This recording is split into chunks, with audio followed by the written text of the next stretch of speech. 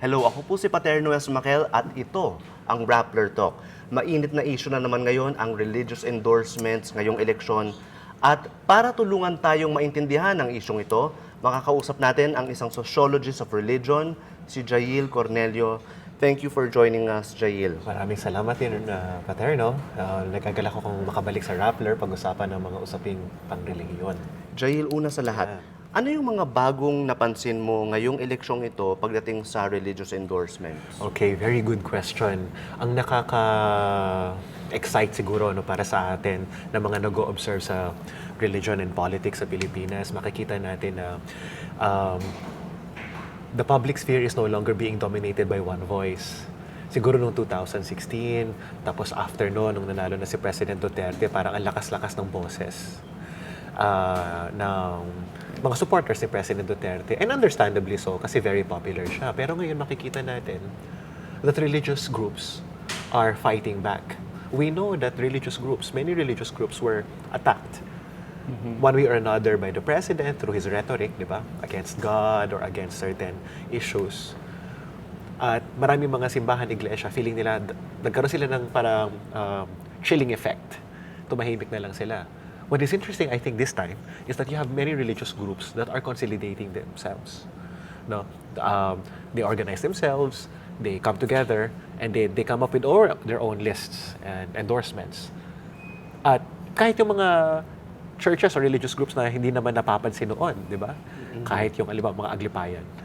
Ngayon, they're making statements also. To me, that's very telling. El Shaddai, yes, predictable yun. Iglesia ni Cristo, predictable yan. Right? Pero other religious groups, evangelicals, coming to fore, that's very telling. Interesting yung word na ginamit mo, fighting back. Fighting back, yeah. May gera ba? Sorry, may gera ba?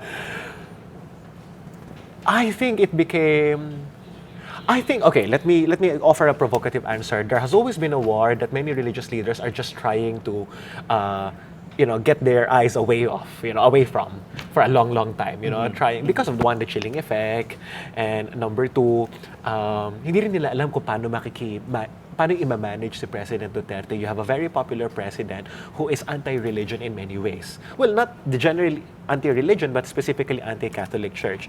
And we know that his rhetoric against the Catholic Church has had an effect on different pockets of the Catholic leadership. Diba? Some people totally against him. Some people who are very supportive of him backed him up also. Some people just kept quiet. Pero ang interesting ngayon, yung mga other religious groups nga are yung phrasing ko nga, fighting back, kasi they know na much is at stake this time around. Pag tinignan natin yung mga statements, halimbawa, no, People's Choice Movement, di ba, one of the reasons kung bakit nila pinili yung mga opposition leaders who are on their list, marami doon galing sa Dutertes, for example, ang isa sa mga batayan nila is that maka-Diyos ba yung mga kandidatong ito? So obviously, meron silang framing na yung hindi taga-Dutertes, hindi yung mga in-endorse nila, hindi yun mga maka-Diyos. Why? Kasi yung mga sinuportahan ni President Duterte, hindi yung maka-Diyos, tapos si President Duterte, hindi rin talaga sila maka-Diyos as far as these people are concerned sa People's Choice Movement. So may war ba? May war in terms of morality. And yung morality niyan, hindi lang individual. For a long time, sa Pilipino, di ba, ang moralidad, individual lang yan. Di ba? Nasa sayo yan, pribado yan. Pero ngayon, it becomes a very public concern. Yung pagiging maka-Diyos, which used to be an individual characteristic, now is at the heart of what constitutes and what characterizes our nation. Election issue ba ngayon ang Diyos? Good question. Obviously, hindi naman tinatanong kung naniniwala ka sa Diyos or hindi, di ba? Hindi siya explicit political issue like the train law, di ba? Hindi siya explicit political issue like other concerns na pinag-uusapan sa mga debate. Because nobody will say na he's anti-God or she doesn't believe in God. Pero implicit sa maraming mga diskusyon nito, yung konsepto ng ano ba ang tama para sa lipunan natin. So in as much as God is not right at the center in an explicit sense sa political discourse ng mga kandidato, pero makikita natin kung paano ginagamit yung Diyos at yung paniniwala bilang batayan ng pagpili sa tamang mga kandidato. Nobody will say that he's not godly. No candidate will say. Pero they will say na sila ay nakikiisa para sa mga tao, sila ay nakikiisa sa mga usapin ng mga mahihirap, and so on and so forth. And lahat sila humahanap ng religious endorsements. So how can God not be part of the elections? He is there. He is there, but in a very subtle, sometimes explicit, but most of the time subtle ways. Pero bakit yung mga Pilipino bumoboto pa rin na magnanakaw, mamamatay tao, sinungaling? Kung sinasabi mo, God is part implicitly of these elections, bakit ganon? Actually, pag pinalikan natin yung mga surveys, ano ba ang mga batayan ng, ano ba yung mga hinahanap ng maraming mga tao? Yung top 3, number 1, meron ba siyang concern for the poor? Number 2, meron ba siyang mga mabubuting katangian? At number 3, meron ba itong integridad? Diba? So, in other words, people are aware. People are aware. So, baka ang mas magandang tanong, Paterno, ay hindi kung bakit binoboto nila yung mga magnanakaw, kundi nakikita ba nila itong mga katangian na ito, halimbawa kina Bong Revilla, kay Bongo, kay Bato de la Rosa, kay Grace Poe, kay Lito Lapid. Diba? They're all there, up there. Diba? So, tayo, or marami sa mga nanonood, nakikinig sa Rappler, will be suspicious kasi merong judgments on these candidates. Pero for many other Filipinos, baka naman ito yung mga kandidatong nag-embody ng mga ganitong mga virtues. Virtues like Concern for the poor. concern for the poor. Oo. Sino ba yung lagi nakikita kasama ang mga masa? Diba? Samantalang yung nakikita natin sa also diretso ng mga candidates, I really have huge respect, and some of them I will be supporting, not all of them, some of them I will be supporting. Marami sa kanila ngayon na lang lumabas diba? Alam natin na pag binalikan natin yung mga buhay nila, sila Sir Chel Jokna for example, or sila Hilbay, alam natin na marami silang nagawa, diba? Pero hindi sila publicly visible all this time. You get my point? Diba? Kilala sila ng mga naging estudyante nila. Kilala sila ng mga kabataan, university-based. Kilala sila ng middle class. Pero hindi sila kilala ng masa. Diba? Pero Bong Revilla, kahit na nakakatawa yung kanyang commercial, sumasayaw lang siya, diba? Diba? Pero that's enough. Kasi kilala siya ng masa Lagi siyang kasama ng masa. Whether that's true or not is something else in real life, no? Pero the point is, it's a politics of recognition. So, posible ba na merong mga virtues na mas matimbang para sa mga botante kaysa dun sa mga sinasabi natin pagnanakaw, pagsisinungaling, pagpatay ng tao? Alam mo, it's mas really matimbang yung tumutulong ka sa mahirap. Totoo. Kahit ninanakaw mo yung pantulong. Totoo. Dalawang bagay to, Paterno. One is politics of recognition, how the candidate presents himself and is perceived by other people. And then number 2, hierarchies of values. So, himay-himayin natin yun. Ulitin ko politics of recognition, performance, at ikalawa, hierarchies. So, pag nakalimutan ko yung isa, remind me. So, yung isa, politics of recognition or performance, paano ba nakikita at paano ba pinipresent ang mga kandidatong ito? Kaya nga kahit si Enrile, diba? Kahit wala siya sa top 12, ang lagi niyang sinasabi pa rin, gusto niya happy ka. Right? Kasi kailangan merong performance na concerned ang kandidatong ito. At lahat ng mga makikita mo dun sa mga commercials, pag i-content analysis mo lahat yung mga commercial, TV commercials nila, laging kasama ang mga mahihirap, kasama ang mga nagsasuffer and so on and so forth. Bago pa to? Hindi naman to bago 'di ba? And so may politics of performance, may politics of recognition. Ganun ba talaga sila sa totoong buhay? That's something else. Kasi nga it's really about performance. Right? And then which brings me to the second point, yung hierarchies of values. Certain values can be compromised. Certain values may be negligible. Bakit si Joseph Estrada, up until now, he's still popular? When he was president, marami naman, alam naman ng mga tao na babaero siya, sugarol siya, pero he was still very popular. Why? What would people say about President Estrada at that time, 2000 and so forth? Ano sasabihin ng mga tao? Lahat naman ng mga tao ganyan na. Lahat naman ng mga politiko ganyan na, babaero, sugarol, and all that. Pero at least siya, naunawaan niya kami mga masa. So you see? So meron certain values that can be dismissed. Maybe they're not as important precisely because people are looking for concern for the poor. That's number 1. So dito sa hierarchy of values na ito, nasan dito yung godliness? Gosh, good question. Pagrespeto sa Diyos. Good question. Tricky question kasi I'd like to believe na it should be at the center of everything, di ba? Pero mukhang not necessarily Pero let's tease that bit by bit. Nung inatake ni President Duterte when he, yun, di ba, meron siyang statement about God, di ba? Nagkaroon yun ng dent sa kanyang, sa kanyang popularity, right? Immediately after that survey, a poll was taken, and nagkaroon yun ng sudden, slight dip sa kanyang popularity. And many commentators felt that for many Filipinos, attacking God is far more gruesome than killing people, right? In extrajudicial killings and the war on drugs and so forth. So, makikita natin na maybe godliness is quite important for many people. Which is why even Grace Po has to perform in public that she prays. Right? Andun siya, nakaluhod siya with all the cameramen around her. Right? Whether these people are really godly or not is another question. Hindi naman natin ma-access ang motibo nila. Hindi naman natin ma-access ang kanilang spiritualidad. But it's all about performance, which brings me back to the other point, my first point. It's about politics of representation, performance. Diba? Hindi natin sure kung totoong maka-Diyos sila, pero may performance ng pagiging maka-Diyos. Kaya nga, pansinin mo, yung pag-endorse ng mga religious leaders, ang lagi namang basis nila parang kinonsulti nila ang Diyos, kinonsulti nila ang Biblia, kinonsulti nila ang kanilang mga pananampalataya bago sila mag-decide na ito na yung mga kandidatong susuporta nila, either opposition or administration or independent candidates. Yung namayapang Jesuit psychologist na si Jaime Bulataw, may pinag-uusapan siya palagi na split-level Christianity. Tingin mo at play yan dito? And can you explain to our viewers what split-level Christianity is? A very good concept. Split-level Christianity is a concept that Father Bulataw developed back in the 1960s, if I'm not mistaken. So he came up with an article which later on got expanded into a book about split-level Christianity.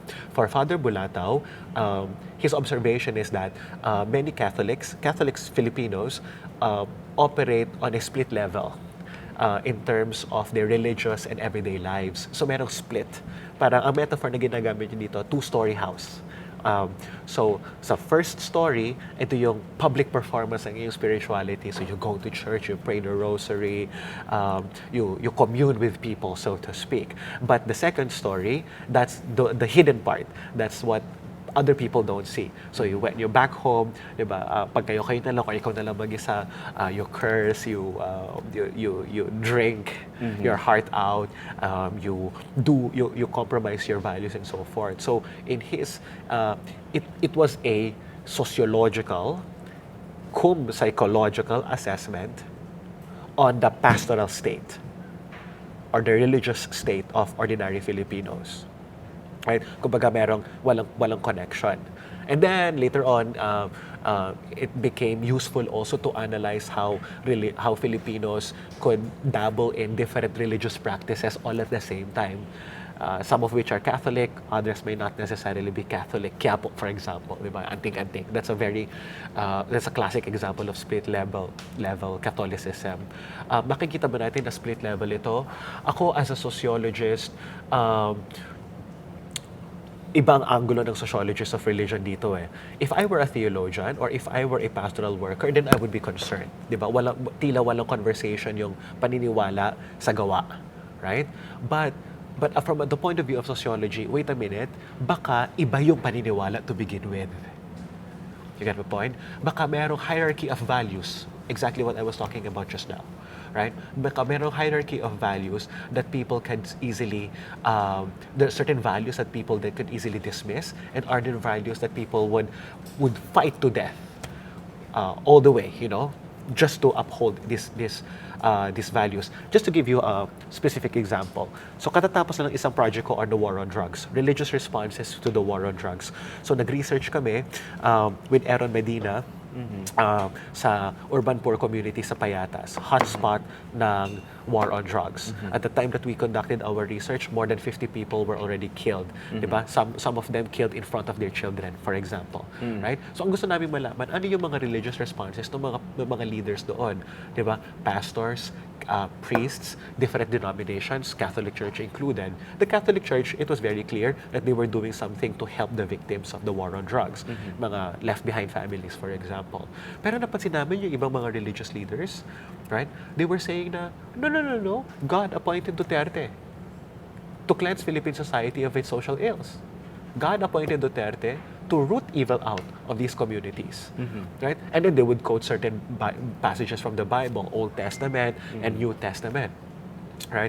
And I could go on and on, na justifying how deaths are acceptable in this period because of the fallen nature of humanity, and drug abuse is a manifestation of that, right? Pero alam natin na hindi lang mga religious leaders yon, hindi lang mga pastors yon, kundi some Catholic priests also, right, echoed that in other parts of the country. Diba? Saying na, ang kanilang ano pa nga, ang analogy pa nga nila, Duterte is like King Josiah. As sa Old Testament, King Josiah was the one who removed all the idols of Judah, right? So in that sense, Duterte is like King Josiah, right? So in other words, parang it appears na noong 2015, Paterno, we were all about mercy and compassion when Pope Francis came. And then when President Duterte became our president, everybody forgot those virtues. Pero ako, ang tingin ko, baka naman these underlying everyday notions of justice have always been there. Na ngayon lang lumabas because you have a president who is perceived to be very swift on justice. Certainly as a decision maker, but most certainly in terms of justice. And EJK's war on drugs, this is swift justice. We know this. So, tumawid naman tayo dun sa mga sinasabi nating mga mensahero ng Diyos. Good point. So, good. ngayon, si Pangulong Duterte, yung sabi mo, isa sa mga key messages niya ay swift justice. Pero yung mga pare, mga pastor, mga iba pang mga religious leaders, sa pag-endorso nila ng mga kandidato o dun sa pagbigay nila ng mga batayan, parang iba yung tono nila na due process, mercy and compassion. Exactly. Justice with mercy. Yung mga ganyang mensahe. Pero parang walang nakikinig yata. Precisely because of the hierarchy of values. Oo. Diba? So every time Soc Villegas or Cardinal Tagle say something about justice and God's compassion and so forth, it doesn't gain traction anymore.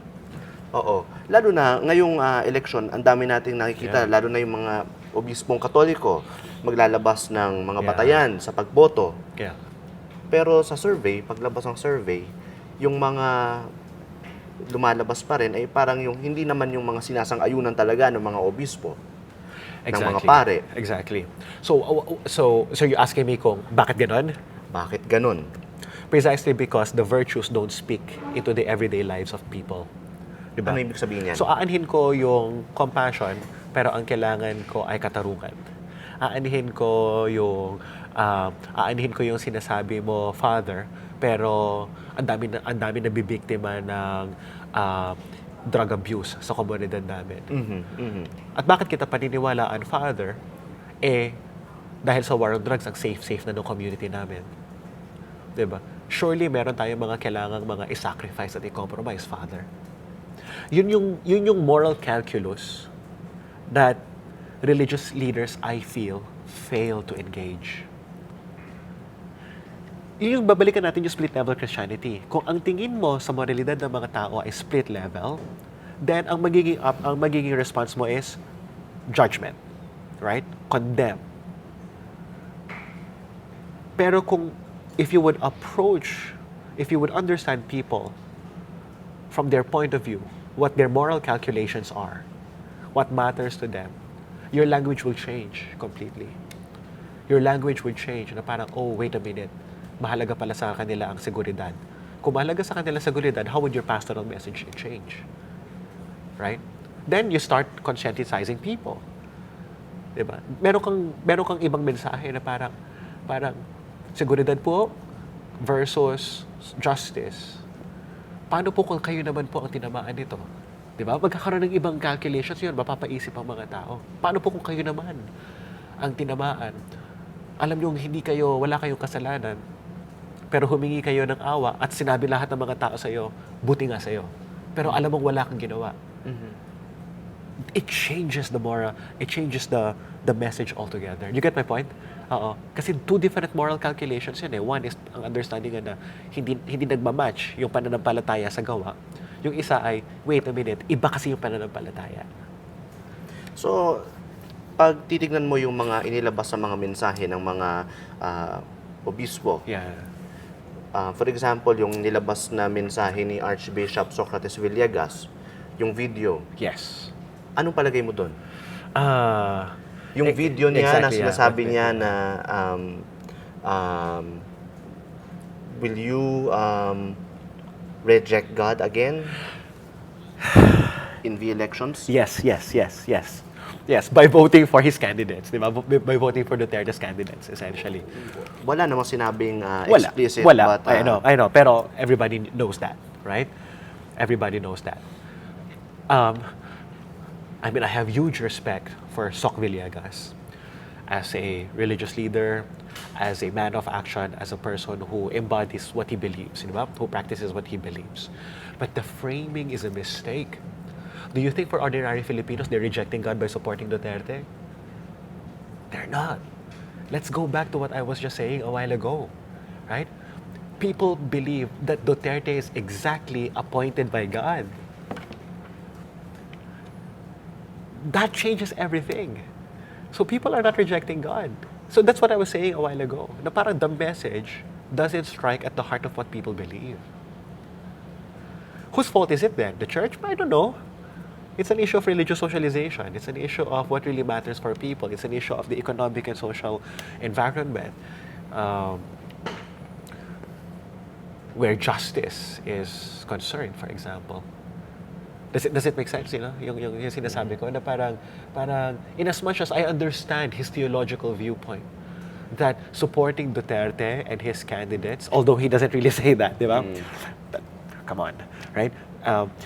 It's really all about framing it like that misses exactly the point why people are supportive of President Duterte to begin with. In my view, the support for Duterte is not only a political support because he's Bisaya. No. At the very core of that support is moral. What is right, what is just. Do we agree with that justice? No, we don't. Right? Because we believe in due process, because we believe in preferential option for the poor, because we believe in protecting the integrity and dignity of the human being. We believe in all those virtues, right? But that's the two of us. The rest of Filipinos, not necessarily the case. So, ang sinasabi mo ba ay sa pagpili ng mga kandidato ni Pangulong Duterte, posible na yung mga Pilipino ay pinipili nila ang Diyos? Implicitly, yes. Again, I have to be very subtle and very nuanced about this, di ba? Very nuanced about this. Kasi hindi naman God ang at the heart of everything, di ba? Pero it's implicit there, di ba? Na parang what Filipinos believe now, I mean, you have a very popular president, right? And many people articulate their support for Hugpong in this manner. Na parang President Duterte needs all the support that he needs, diba?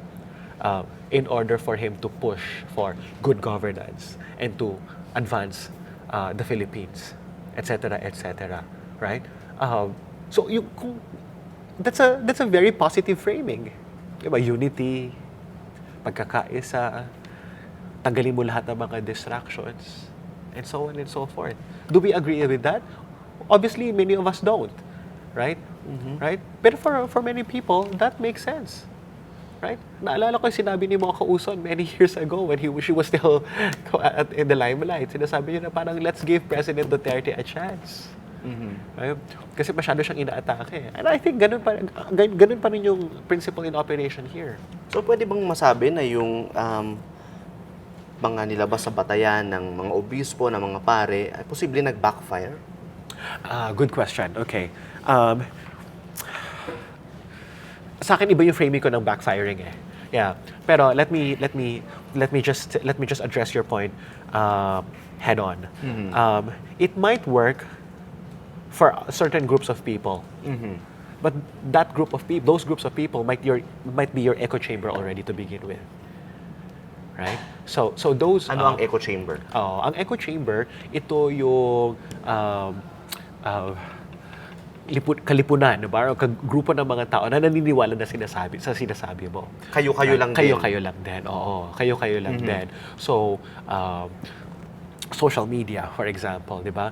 Akala natin merong diskusyon na nangyayari sa social media. Pero the truth is, people enter social media committed to their biases already. So kung ikaw ba ay supporter ni President Duterte or hindi. So kung anong layunin mo na magkaroon ng engagement doon, ikaw, for example, you have a very noble intention of opening up the conversations for people to have about certain issues, most likely you will fail and you will be very disappointed. Social media doesn't give you that space right now because it has been hijacked by, the trolling industry. We already know that. Architects of disinformation sa research nila John and Jays, and political machineries and so forth. Social media is one aspect, but the rest of society, echo chambers na rin. Nag-echo chamber na rin. Ang pinakamaingay na echo chamber, of course, is the popular support for President Duterte. So yung mga sinasabi ng mga pare, mga obispo, mga pastor tungkol sa eleksyong ito, Yeah. ang mga nakakarinig lang din yan ay yung mga dati-dati na ring mga tao. Dati-dati na ring naniniwala dun sa mga pare at obispo at pastor. Walang Yeah. makukuhang converts. Possible. One, posibleng may dent sila dun sa mga na-disillusion na. Right? We know that there are people who voted for President Duterte and his candidates and President Duterte specifically, who got disillusioned along the way. But we know that this is a minority, the very, very small proportion of our population. Why? Because the president remains to be popular and highly supported, and the evidence lies in the surveys in favor of the president's senators. So kung may impact man yun, very, very small. So, kung ikaw yung nasa lugar ni Archbishop Villegas, sabihin na natin, at gagawa ka ng mensahe para sa mga botante na sinestress mo Good Christian values, Good point. ano palagay mo yung magandang paraan ng Strategy. pagkakasabi? Strategy? Wow. Paano mo Okay. sasabihin yung sinabi rin niya? Good point. I may not have all the answers, Paterno, but based on my experience and my understanding of Filipino sensibilities, get people to reflect. Ask people questions, deep questions. Don't even try to answer those questions. Make them think. Bakit? Kasi, Hindi ba gusto ng tao may sagot na kaagad? not necessarily. Talaga? Not necessarily. When it comes to morality, morality is always, why am I saying this? From a sociological perspective, morality is always negotiated. Anong ibig sabihin niya? Ibig sabihin, parang the principles that we live by are not always to be implemented in every case and every scenario possible. Hindi siya universal in that sense. Diba? When we think of the Ten Commandments, at all costs, follow the Ten Commandments, di ba? Oo. Diba? Pero in everyday life, for Filipinos especially, nane-negotiate yan. May mga kompromiso. Kompromiso or baka nga, again, hierarchies of values eh. Oo. Bakit tayo? Naniniwala tayo sa kasal, pero ang dami-daming mga kabit. Ang dami-daming mga illegitimate children, quote-unquote. Right? Naniniwala tayo sa katarungan. Everybody will say that they believe in katarungan. Pero people are supportive of the war on drugs. I can go on and on. Right? In everyday life, di ba? Parang naniniwala tayo sa katotohanan, pero people make chismis of each other. Right? People attack each other in the back, behind people's backs. Di ba? So, ibig sabihin, hindi, merong mga, pag tinanong ng mga tao, mali ba yung ginawa mo? Hindi, para sa akin, tama pa rin yung ginawa ko kasi. Meron kasi. That's what I'm saying. Yung kasi is a space for people to think. Is a space for people to imagine, what if we're the victims? What if we're the oppressed here? What if we're the victims of conflict in Marawi? What if we're the victims of the war on drugs? What if we belong to the other side that Duterte doesn't want to support, and so on and so forth. Diba? So, mas nagiging reflective. If you think about it, no, just to drive home the point, marami doon sa mga teleserye, sa mga pag inanalyze mo yung mga teleserye natin, whether it's Channel 2 or Channel 7 or whichever, makikita mo na it's always morality, negotiations. Diba? Parang broken families, or illegal, or parang illicit relationships, and so on and so forth. Pero, tapos pinakadulo niyan, parang love conquers all, sama-sama pa rin tayo mga pamilya, etc., etc. Mga ganong mga calculations. Right? So, offering a direct statement about certain moral issues may not necessarily work. Again, to drive this home further, yung reproductive health bill. Diba? Yung reproductive health bill, how many people supported it? Filipino Catholics, about 70% of Filipino Catholics, in fact, supported the reproductive health bill at the time that it was still being debated. Why? They're Catholic, they're not supposed to support that. Tapos sasabihin na maraming mga tao, kailangan talaga namin yun eh. Kailangan talaga namin ng contraceptives, kailangan talaga namin ng condom, kailangan talaga namin ng gano'n. Right? So hindi nag-resonate yung message, yung pontification, if you will, from the pulpit. Does it make sense? You know? So, mas maganda patanong. Patanong, mas reflective, let people decide. Why am I saying this? Number one, because of Filipino sensibilities, right? For whom morality is always negotiated. Okay? Kaya may hierarchies of values, di ba? Kasi it only means that certain values are negotiated. Number two, the institutional perception of the Catholic Church, and any religious group for that matter. We know that religious groups are still the most trusted institution. Pero we have to nuance that a little bit. Why is it that every time President Duterte attacks the Catholic Church on its sexual abuses or on its corruptions, people would simply just say, oo nga, oo nga, oo nga. So it's one thing. It's also possible that whenever religious leaders make a statement against the president, people do not necessarily find these religious entities as credible, as morally credible. Why? Because, and then they will use the Bible against these religious leaders. Before you ask the person to remove a speck in his eye, make sure that the plank before you has been removed. Galing din yun sa Bible. Right? And then they would use it exactly on the religious leaders who are telling them what to believe and what to do. Hindi ba patanong naman yung formulation ni Archbishop Villegas? Are you going to betray God again? Question mark. Good point. Good point. Patanong nga yun eh. Totoo. Patanong yun. Pero in my view, it doesn't resonate with people's sensibilities nga when it comes to supporting Duterte and supporting and rejecting God. Yung premise. Oh, yung premise eh. The premise is a mistake or is not entirely accurate.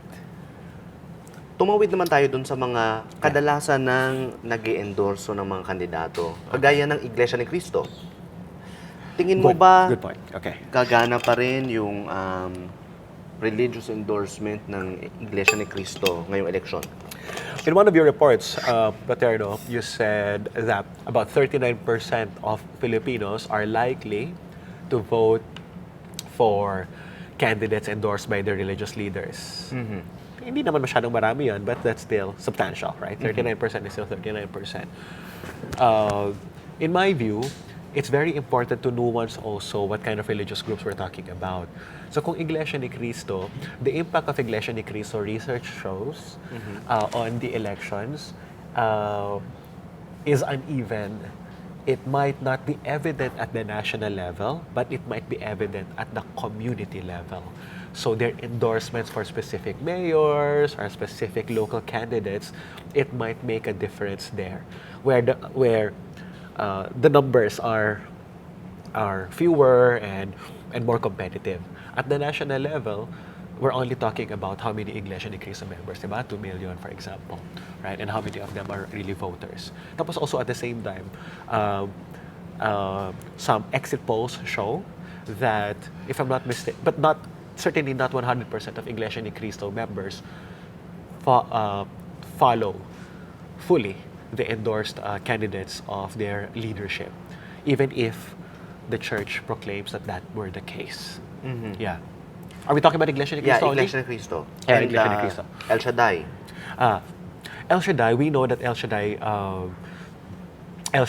followers don't necessarily follow their the political choices of their leaders. Ako, ang tingin ko nga dito, yung political choices ng maraming mga tao, most of the time, are not in fact really religiously influenced. Research shows that what really matters for what really affects political preferences is regional affiliation. Where you're from. So, Ilocano ka, definitely you're pro Marcos, right? Pag Bisaya ka, in the case of President Dutertes, you're from Mindanao, definitely, up until now, he's the most Mindanao is the region where he's most popular compared to other regions. So, may mga ganon, regional affiliations, regional affinities, mas malakas yun. But that doesn't discount the merits of religious endorsements. Could make a difference, finally, on election day itself, depending on who exactly votes, turns up at the precinct to vote. And kung mas marami ang mga organized churches ang boboto, that could make a difference, especially at the level of communities. May sinulat ka recently Yeah. tungkol sa religious endorsements. Yeah. At ang argument mo doon ay, Oh, gosh. It came out 1 or 2 weeks ago sa thought leaders ng Rappler, the folly of religious endorsements. Kasi na-predict ko na 1 or 2 weeks before the elections, lalabas na mga religious endorsements. So I wrote that even before Brother Mike released his statement and Iglesia ni Cristo just last night, if I'm not mistaken. Right? Na-predict ko na lalabas na yung mga religious endorsements. So inunahan ko na. My argument is that when religious leaders choose to wield their power to endorse specific candidates, they're making a big mistake insofar as our democracy is concerned. Democracia. Why? You know why? Bakit? Because they simply replicate the personality politics. Ano ba ang personality politics? Padrino. Oh, Diba? ano yun? Diba? Padrino. Very it's what characterizes our national and local politics. Na your political choices are defined by your loyalties to the individual, not to certain policies, not to certain issues. Diba? So of course it's very much rooted in how things are done at the level of communities. Meron kang padron, meron kang protector, 'di ba? So the mayor or the barangay official or even the barangay captain is very powerful to the extent that he or she can offer protection to his people. And your people, these people, rely on the padron for that protection. It becomes a cycle of dependency. So if you will, the power of the padron rests on how popular he is among the people, and his popularity rests on how much he can offer. Right? Kaya nga, pansinin mo, di ba, parang pag minamatay, kay Mayor pupunta. Pag merong ililibing, kay Mayor, pag merong pinanganak, kay Mayor pa rin pupunta, and so on and so forth. In as much as it shouldn't be the case, dapat pupunta ka sa provincial health hospital or then sa barangay health center, pero kay Mayor ka pa rin pumupunta kasi nga, precisely because of this padrino system. Ngayon, paano connected tong padrino system sa pag-i-endorso ng mga religious groups? Good question, right? Kasi, ang nangyayari, it becomes it all boils down to alliances. It all boils down to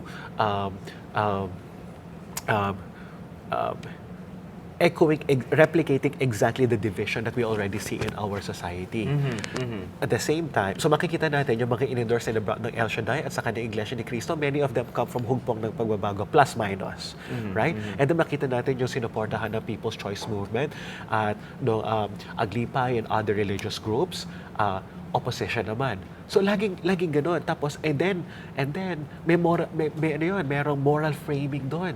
Na parang it becomes parang yung kay Villegas, are you gonna reject God by voting, by supporting the candidates of the administration implicitly, right? Or are you supporting God and his candidates, essentially the opposition, and so forth. Ganoon din ang framing ng ibang mga religious endorsements in favor of the opposition. So it becomes the battle between good and evil, as if these people are holy. These people meaning... I mean, whether it's the opposition or the or the administration bets. I mean, we know that, I mean, not all of them, but we know that some of them have already straddled, many of them have straddled lines in the past, and now they are in Balimbing. Exactly. So you see, yung religious groups, in as much as I understand that they feel compelled to now endorse, lalo na sa opposition, they feel compelled to endorse certain candidates. In the final analysis, my provocative position is this, possibly unpopular even, that they're only replicating the already existing political divisions that we have based on personalities and not based on principles. So anong dapat gawin itong mga religious groups na ito? Do not endorse candidates, endorse policies, endorse issues, endorse principles. Because that's what religion is good at. Religion is not good at endorsing people, because the moment they do that, they fail. The moment they bank on a specific prophet alive, the moment they bank on a certain charismatic figure, and that figure fails, all religion dies. This is the boon and bane of any new religious movement. Right?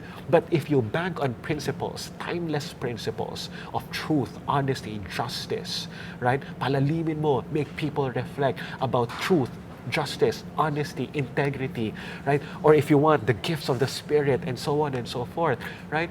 These are virtues that are not necessarily alien to Filipinos. We speak these languages, these words, we say these words, love, pagmamahal, and katarungan, and katotohanan, and so forth, right? But unfortunately, I feel that many religious leaders miss that opportunity.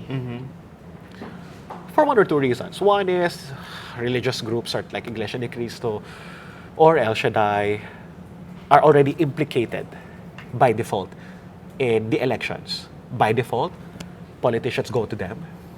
By default, candidates seek their support. So in this sense, the religious leaders themselves become the padron of the politicians. Right? So it's nakikita mo, yung mga politiko, padron sila in their own community, right? In their own community, but the religious leaders themselves become the padron of these politicians. So it becomes, like a patronage, but this time in a very religious sense, and it is articulated in a very moralistic, religious language. Interesting yung sinabi mo na do not endorse personalities but endorse policies and principles. Policies and principles and issues. Pero ang framing ng maraming religious group ngayon ay, we are endorsing principles. And this is Duterte or not Duterte? Killings or no killings? God or Satan? But it's not just about Duterte. It's about specific candidates now, Paterno, senatorial candidates, and Dutertes endorsed candidates. Yeah, So parang ganyan ang nagiging framing ng maraming grupo. So how do you reconcile that with your with my analysis? My analysis, because at the end of the day, when people receive this, right? When people they don't see issues, they see the list. They see the list, right? Tapos, if you want to even if you ask the religious leaders why they endorse these specific candidates, the reasoning may not necessarily be robust. Take for example, Brother Mike. Diba? Why did he support these candidates? Ang statement, Brother Mike and some people who speak on his behalf, kasi kilala sila. Diba? Kasi matagal na sila magkakasama. That sounds like padrino system to me, Paterno. Right? Hindi ba pwedeng sinuportahan sila kasi anti-death penalty. And so, true enough, when you look at the candidates, many of them are in fact pro-death penalty. Are in fact the people behind the war on drugs. But this is El Shaddai, the religious organization that is behind Buhay Party List. Buhay Party List. I mean, how can you lose sight of that? Does it make sense? I mean, of course it makes sense to us, but I just wish that these religious leaders would not lose sight of what they're really capable of doing in a democratic society, and that is to articulate the good life, the good society, what constitutes the good society. Am I holding El Shaddai Iglesia ni Cristo only here? Only them accountable? Hindi rin eh. I mean, look at the other religious groups. I'm not necessarily in favor of religious groups who are supporting Ocho Derecho. I mean, I get accused of being a Dilawan, but that's not really true. Because they echo exactly the same language, right? These are people who are godly. These are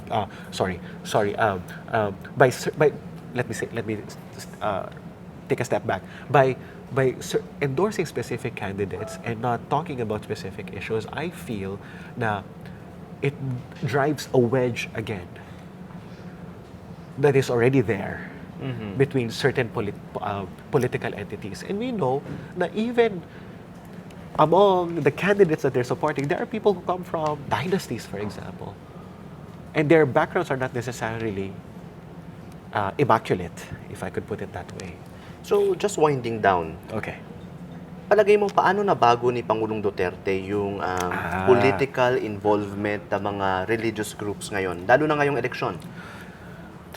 For what it's worth, I feel now that you have a more, if I could use a millennial term, woke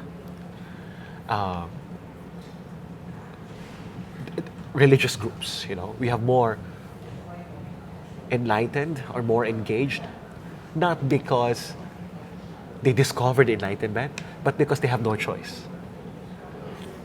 Religious groups, diba, used to be very quiet, especially non-Catholic religious groups, used to be very quiet when it comes to except for Iglesia ni Cristo, maybe Apollo Kibuloy, but the rest, evangelicals, Aglipayan, you know, they tend to be pretty quiet. But you know, some of them consolidated themselves. Different groups, different Catholic, religious, Protestant, and evangelical groups have come together to endorse certain candidates. While I do not agree with religious leaders endorsing specific candidates, I recognize nevertheless that the calculus has changed. Is it because of President Duterte? Maybe. Because if you listen to what the PCM statement, for example, People's Choice Movement, they are bothered by President Duterte's godlessness. And to them, as religious individuals, they want to compel the people that they are endorsing to remain godly. That's their strategy. Do I agree with it? Not necessarily. But I'm only answering the question you asked. Has it changed? How has it changed? This is how it has changed. Do we expect more religious groups to rally together, to fight back? Maybe. But I wish they would do so in a very different way. Do you want me to talk about that a little bit? Yeah. I feel that, to reiterate my point, the missed opportunity for religious groups at this time, at this juncture of our democracy, if I may put it that way, lies in articulating the principles that define a good society.